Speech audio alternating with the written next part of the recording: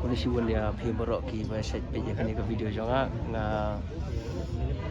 di way nagi member jong kani ka Green Tech Foundation larang pe pada ka rup jing long jing man jong kani ka rukom kami long syu nomor ba ngila syanyon adu kata-kata dewan mentar wadang dan seni hi ke jing sia syau satkan kerpat ya phi baru kai ki baset pe kani ka video jong aban jawan kersan dalam kamtam ki long kami long kapa ki konsamla kalau ada hilang ke isu nama ta jong ki barokoi dengan kot kerpat dari jingso bangin jawan lang seni ini ajing kersan ni kini kiba ya song satangan hang ni umdi dan ladang kersan ni kini umdi ladang niwan seni kamdi ya bangin kersan tang nama ta kini ngi kersan ni kejai benri hibura kawai tiga i kabanga ko aban man kerpat re di borokoi ki besait pet kalong ba so bahaya pelai por kenang banyawan sini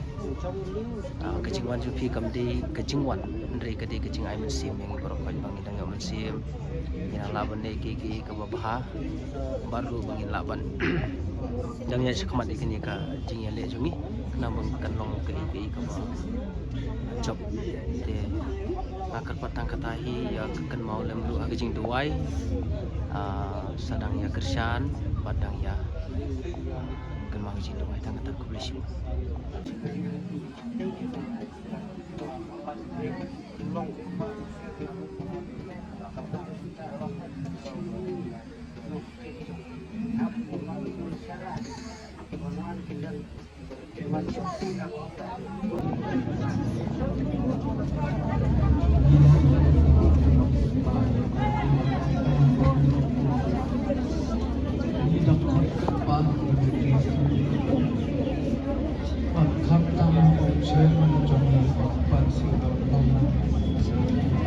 Tinggi dia masuk tu, namar balik kata kasparu kata jaga kemet dengan UIP, kinong kemet kibun ha apa yogu mo.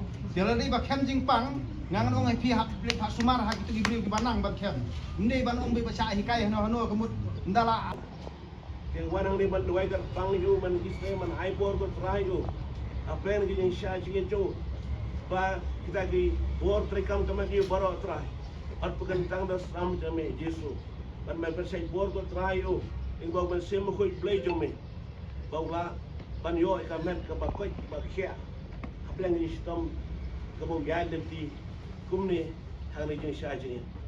Ranga duai man isne ju. Kalau orang tajam juru, kemudian ban penbay ban me, ulah ban dan kajing suk kajing kemen hame, ban map ru inu gilai kilat kerengang pelat saya sama Yesus, ban try jadi orang kubur kerja duri.